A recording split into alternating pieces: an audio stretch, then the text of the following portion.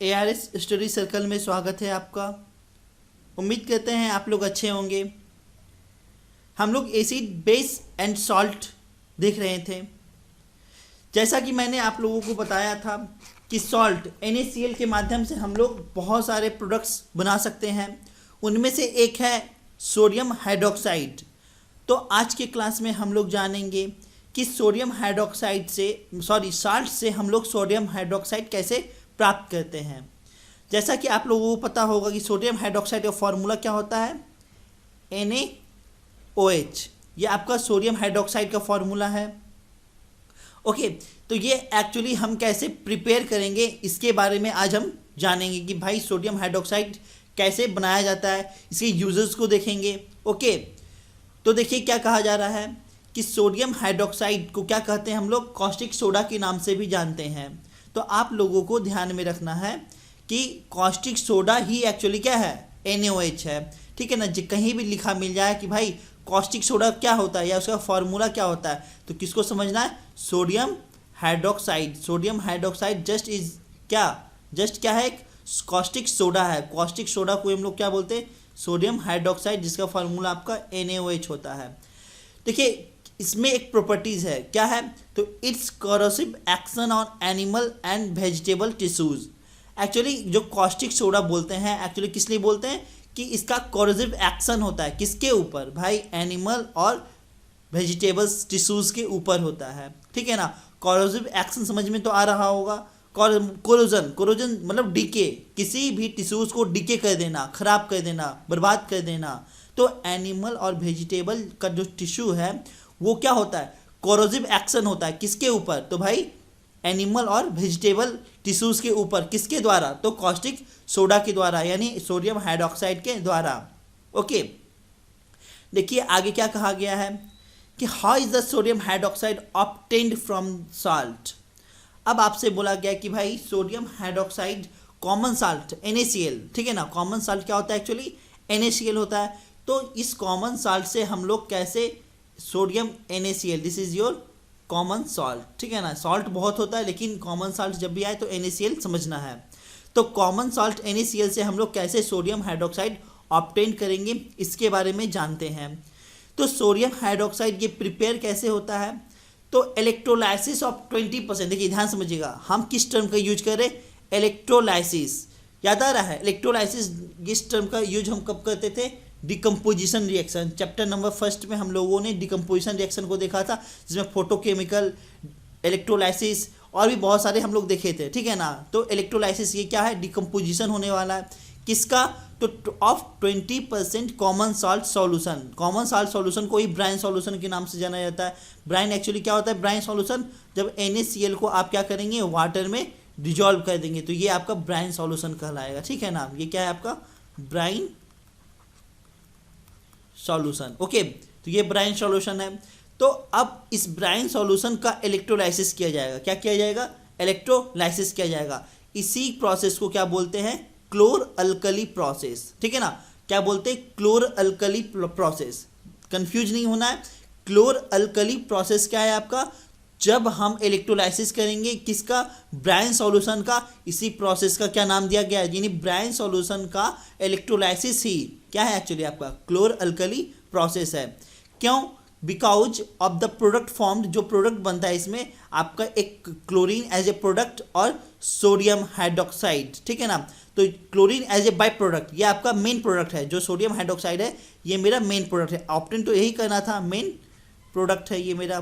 ठीक है ना। मेरा मकसद क्या था भाई, सोडियम हाइड्रोक्साइड चाहिए था। ठीक है, किससे, तो ब्राइन सॉल्यूशन से। एज ए आपको क्या बाई प्रोडक्ट मिला, तो एक क्लोरीन मिला और एक सोडियम हाइड्रोक्साइड मिला है। कोई दिक्कत, ठीक है ना। इसी का क्या किया जाएगा, इलेक्ट्रोलाइसिस। इसी का क्या होगा, इलेक्ट्रोलाइसिस, जिसमें कि आपको क्या मिल रहा है, Cl2 मिल रहा है और सोडियम हाइड्रोक्साइड NaOH मिल रहा है। ठीक है ना। अभी डिटेल में देखेंगे कि एनोड पे क्या मिलता है, कैथोड पे क्या मिलता है, मतलब कैसे कैसे क्या क्या मिलता है, पूरे प्रोसेस को देखेंगे। ये तो बस हम शॉर्ट में बताएं आप लोगों को। ओके, तो उसके बाद क्या कहा गया कि जब इलेक्ट्रिसिटी पास कराया गया ब्राइन सॉल्यूशन से, तो कौन सा रिएक्शन टेक्स प्लेस हुआ है, तो फॉलोइंग रिएक्शन टेक्स प्लेस। अब फॉलोइंग, चलिए इसके लिए नेक्स्ट स्लाइड चलना पड़ेगा। देखिए तो सोडियम हाइड्रोक्साइड का फॉर्मेशन के लिए क्या क्या मेरा होगा, तो देखिए एक्चुअली होता क्या है यहाँ पे पहले समझने का प्रयास कीजिए कि NaCl है मेरे पास, ठीक है ना। कैसा NaCl है, तो एक्वस जो ब्राइन सॉल्यूशन लिए थे। ओके, ये क्या होगा, जब इलेक्ट्रिसिटी पास कराएंगे तो ये क्या होगा, डिसोसिएट करेगा। क्या होगा, डिसोसिएशन होगा। ओके, क्या होगा, इसका डिसोसिएशन होगा। तो डिसोसिएशन किस में हो जाएगा, Na+ में हो जाएगा। जैसा कि याद होगा आप लोगों को, मैंने ये रिएक्शन भी लिखवाए थे, ठीक है ना। और Cl- में होगा डिसोसिएशन, ठीक है। और दोनों कैसा होगा, एक्वस में ही रहेगा। ये भी एक्वस, ये भी एक्वस। उसके बाद देखिए, अब आपको जानना है कि कैथोड और एनोड पे क्या क्या बनेगा, ये सबसे पहले जानिए। एट कैथोड, कैथोड पे आपको क्या मिलेगा, देखिए कैथोड, कैथोड क्या होता है, पॉजिटिव या निगेटिव। सोचिए आप लोग, कैथोड पॉजिटिव या निगेटिव। देखिए कैटायन क्या होता है, ये थोड़ा सा एक ओवरव्यू दे देते हैं। कैटायन क्या होता है, पॉजिटिव होता है, तो कैथोड क्या बनेगा, निगेटिव बनेगा। क्या बनेगा, निगेटिव। एनायन निगेटिव होता है और एनोड क्या रहेगा, पॉजिटिव, ठीक है ना। इतनी सी बातों को ध्यान में रखना है आप लोगों को, ठीक है। अब देखिए कैथोड पे क्या बनेगा, स्वाभाविक है कि कैथोड क्या है आपका, निगेटिव है, ठीक है। कैथोड क्या है आपका, निगेटिव है। जब कैथोड निगेटिव है तो ये किसको अट्रैक्ट करेगा, भाई पॉजिटिव वाले को ही तो अट्रैक्ट करेगा। तो यहाँ पे क्या आ जाएगा कैथोड पे, तो Na+ का फॉर्मेशन होगा एक्वस में, प्लस एक इलेक्ट्रॉन भी रिलीज करेगा, ठीक है ना। कोई डाउट। अब इसी Na को क्या करते हैं हम लोग, अमलगम से पास करवाते हैं, यानी Hg से। किससे पास कराएं, Hg। तो ये क्या बना लेगा, 2NaHg का फॉर्मेशन ये करेगा, ठीक है ना। अब इसी Na को हम Hg से जब पास कराएंगे तो ये क्या बना लेगा, 2NaHg। कोई यहाँ तक दिक्कत नहीं है, आगे चलते हैं। अब हम देखेंगे कि एनोड पे क्या प्रोडक्ट बनेगा, ठीक है ना। अब हम एनोड के प्रोडक्ट को देखेंगे। तो यहाँ पे एनोड पे क्या है, तो अब देखिए ये पॉजिटिव होता है, एनोड क्या है आपका, पॉजिटिव। देखिए यहाँ पे क्या है, एनोड आपका पॉजिटिव है, किसको अट्रैक्ट करेगा, भाई निगेटिव को ही तो करेगा। और किसको करेगा, निगेटिव को। तो निगेटिव में कौन है, क्लोरीन है, ठीक है ना। ये आपका क्लोरीन है, ये भी क्या है, एक्वस में है, ठीक है। ये एक इलेक्ट्रॉन को क्या करेगा, एक्सेप्ट करेगा, ठीक है। तो यहाँ पे कैसा कुछ होगा, फॉर्मेशन Cl2 का होगा, गैसेज। और ये 2 क्लोरीन, तो यहाँ भी 2 से मल्टीप्लाई करेंगे ताकि ये बैलेंस हो जाए। तो ये कितना इलेक्ट्रॉन हो जाएगा, 2 इलेक्ट्रॉन को एक्सेप्ट करेगा। और यहाँ से 2 इलेक्ट्रॉन ये सोडियम क्या करेगा, लिबरेट करेगा, बाहर देगा। और इस क्लोरीन क्या करेगा, उसको एक्सेप्ट करेगा। तो एनोड पे आपका क्या मिल रहा है, क्लोरीन मिल रहा है। और ये सब हम ऑलरेडी देख चुके हैं पहले चैप्टर में, ठीक है ना, कि कौन एक्सेप्ट करेगा, कौन लूज करेगा, मतलब कैसे कैसे होता है। आप प्लेलिस्ट में जाइए, पहला चैप्टर क्लास 10 का, उसको फिर से देखिए, ठीक है ना। अगर इसमें कन्फ्यूजन हो रहा है तो सारा कुछ बताया गया है। देखिए आगे क्या कहा जा रहा है कि Na+ एक इलेक्ट्रॉन रिसीव करके क्या बना लिया, 2Na बना लिया, ठीक है ना। इसको भी बैलेंस यहाँ पे करने के लिए क्या करना पड़ेगा, 2Na कह देते हैं। और उसको फिर अमलगम से पास कराते हैं, डेट इज Hg। अब ये क्या बना लिया, 2NaHg बना लिया है। एनोड पे आपको क्या मिल गया, क्लोरीन मिल गया, ठीक है ना। यहाँ पे क्या मिलेगा, क्लोरीन गैस देगा, क्लोरीन गैसेस फेज में, ठीक है ना। अब हम क्या करेंगे, इसी अमलगम को ध्यान से समझिएगा, इसी अमलगम को 2NaHg को हम क्या करेंगे, वाटर से पास करा देंगे। इसी अमलगम को क्या करेंगे, हम वाटर से पास करा देंगे। मुझे क्या प्रोडक्ट मिल जाएगा, 2NaOH plus H2 gas. Okay, क्या मिल गया है, H2 गैस मिल गया है, ठीक है। तो मुझे प्रोडक्ट क्या चाहिए था, NaOH। अब देखिए नेट रिएक्शन लिखने का प्रयास करते हैं, सारा रिएक्शन, ओवरऑल कंक्लूजन मेरा क्या है, नेट रिएक्शन।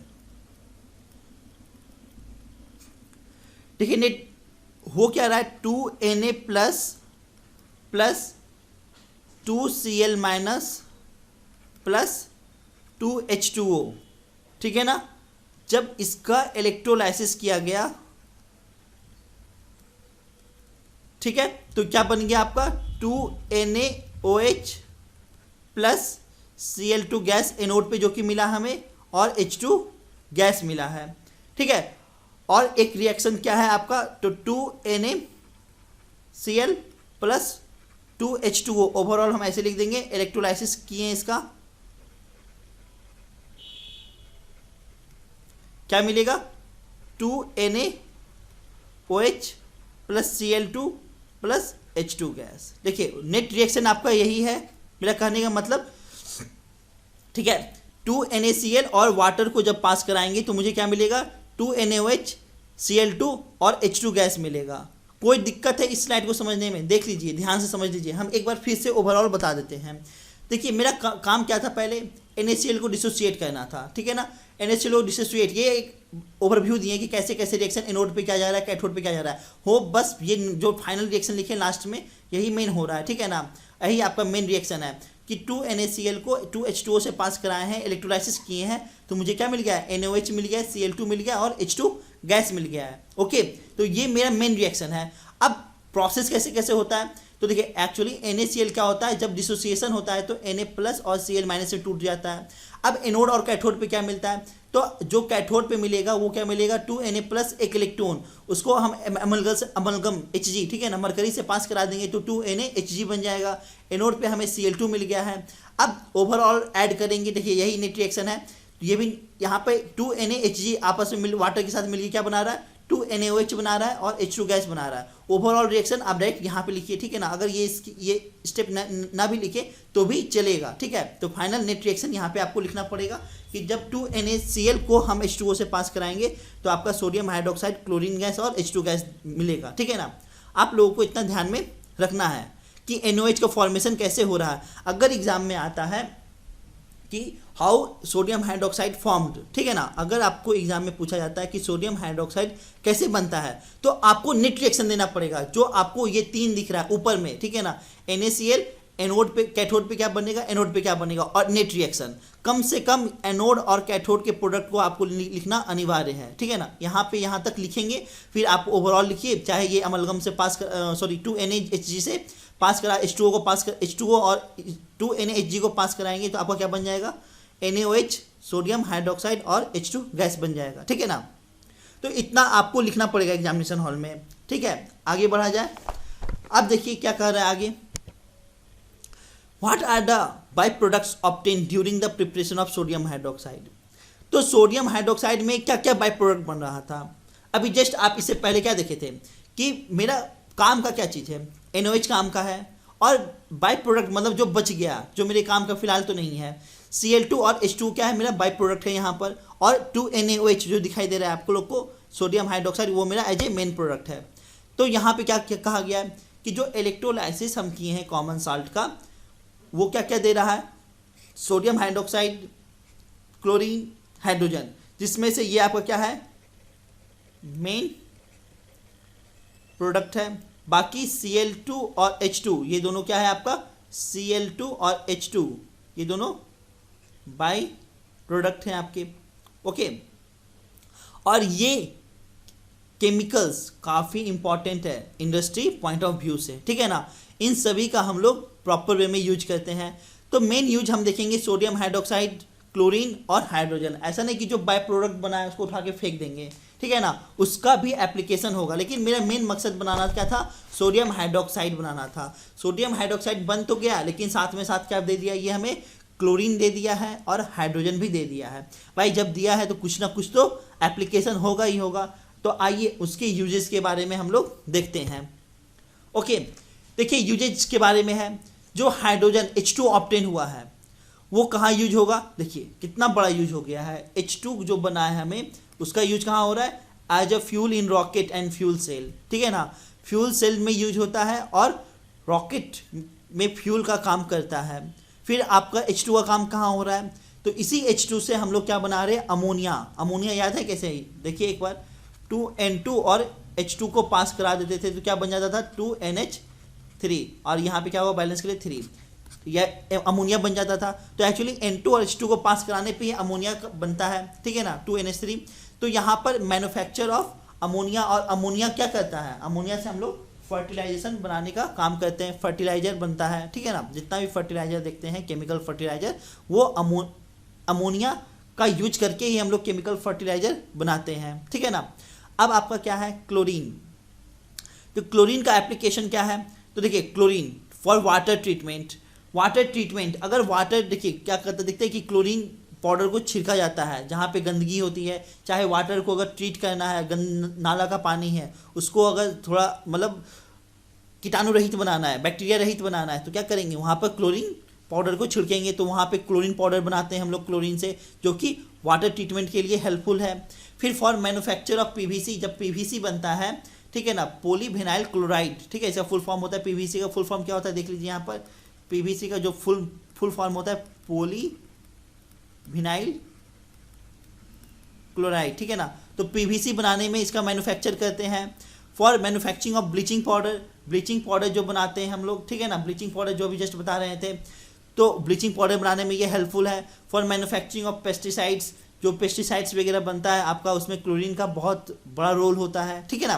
फिर अब मेरा मेन प्रोडक्ट देखिए, ये दोनों बाई प्रोडक्ट का कितना ज़्यादा एप्लीकेशन था, ये दोनों मेरा एक्चुअली क्या था, बाई प्रोडक्ट था। और मेन प्रोडक्ट ये आपका क्या है, मेन प्रोडक्ट है, ये आपका बाई प्रोडक्ट है और ये बाई प्रोडक्ट है, ठीक है ना। तो मेन प्रोडक्ट सोडियम हाइड्रोक्साइड क्या होता है, तो फॉर डिग्रीजिंग मेटल शीट्स, अगर क्या मेटल शीट्स को क्या करते हैं हम लोग, डिग्रीज करते हैं। एक होता है ग्रीजिंग करना, ठीक है ना, और एक होता है डिग्रीजिंग करना। तो मेटल शीट्स और रॉड्स को क्या करना है, डिग्रीजिंग करने में हेल्पफुल होता है। फिर मैन्युफैक्चरिंग किसका भाई, सोप और डिटर्जेंट, बिना NaOH का हम सोप और डिटर्जेंट नहीं बना पाएंगे। तो NaOH का वेराइटी ऑफ यूज हो, ठीक है ना, है उसमें क्या है आपका सोप और डिटर्जेंट, जितना भी सोप और डिटर्जेंट बनता है उसमें sodium hydroxide as a main product work करता है, ठीक है।